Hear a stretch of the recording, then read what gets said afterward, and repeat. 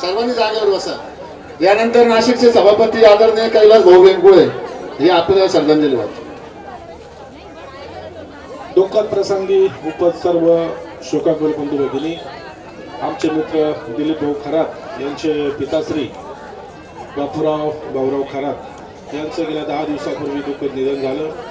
त्यांच्या दसऱ्याविधी निमित्तानं आपण या सगळे सगळे जमलात. खऱ्या अर्थाने बापूराव बाबा आमचं गेल्या 20 वर्षापासून दिलीपरावतून आमचं या ठिकाणी नाशिकमध्ये मनमिलाव झाला आणि त्यांच्या प्रत्येक कार्यक्रमानिमित्तानं आम्ही या ठिकाणी येत असतो. आज खऱ्या अर्थाने मी एकच म्हणेल की याच्यासाठी केला होता अट्टहास आणि शेवटचा दिवस गोड व्हावा यावरतीप्रमाणे बाबांचा आज हा शेवट खूप गोड झालेला आहे. कारण या ठिकाणी हा जनसमुदाय याची पावती आहे.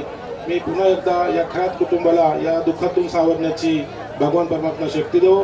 माझ्या बिलकुळी परिवाराच्या वतीनं नाशिक तालुका पंचायत समितीच्या वतीनं त्यांना भावपूर्ण अशी आदरांजली अर्पण करून थांबतो. सर्व खरात कंपनीला एक विनंती आहे का जे दुखवटा पेरणारे असतील त्यांनी खरात कंपनीने इथं जागेवर बसून घ्यायचं. इथं लगेच लगेच लगेच सर्व खरात कंपनीला विनंती. वेळेअभावी खूप वेळ. उपस्थित बांधव माता भगिनी, ज्यांचा दसऱ्या विधीचा कार्यक्रम आहे कैलासवासी बापूराव भाऊराव खरात नांदुर्डीकर.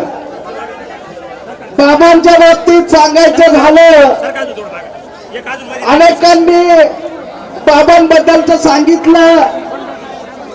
एक मन मिळावं असं व्यक्तिमत्व आपल्या सगळ्याला आणि या जिल्ह्याला परिचित असलेले बापू बाबा, लहानपासून मोठ्यापर्यंत अतिशय प्रेमानं आजपर्यंत. शोभागुण समाज बांधव, आज बापूराव खरात यांना जापल्यामधून जाऊन 10 दिवस झाले. त्यांच्या श्रद्धांजलीच्या निमित्ताने या ठिकाणी उपस्थित असलेले सर्व समाज बांधव, आता संतांनी सांगितलं की मरावे परी कीर्तिरूपी उरावे, तशी काही लोक आपली कीर्ती या जगामध्ये सोडून जात असतात. त्यामध्ये बापूराव खरात हे एक व्यक्तिमत्व आहे.